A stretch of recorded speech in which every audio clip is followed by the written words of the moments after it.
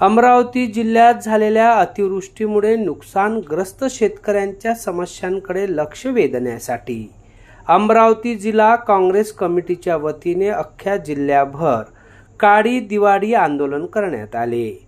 यावेळी अमरावती येथील जिल्हाधिकारी कार्यालय व तहसील कार्यालयासमक्ष खासदार बळवंत वानखडे यांनी आंदोलनात सहभाग नोंदविला।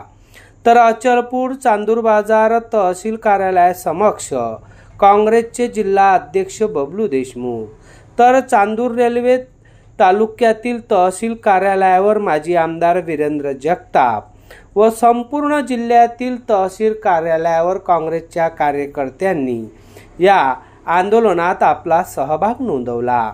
दिवाळीच्या सणासुदीच्या दिवसात गोडधोड पदार्थ आणि मिष्टान्नावर बहिष्कार टाकत आंदोलकांनी साध्या पद्धतीने बेसन भाकर खाऊन महाराष्ट्र सरकारचा निषेध नोंदवला।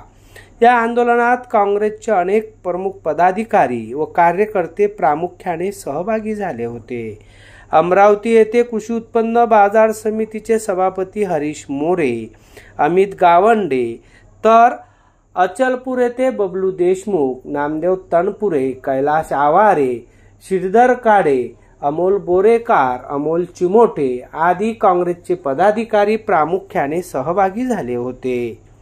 सरकारने शेतकऱ्यांसाठी जाहीर केलेले 31,628 कोटीची मदत दिवाळीपूर्वी मिळेल असे ढोल बजावून सांगितले असतानाही या सत्ताधाऱ्यांनी शेतकऱ्यांच्या खात्यात कवडीही पाठवली नाही। या सरकारच्या विरोधात काँग्रेस पदाधिकाऱ्यांनी मोठ्या प्रमाणात घोषणाबाजी केली।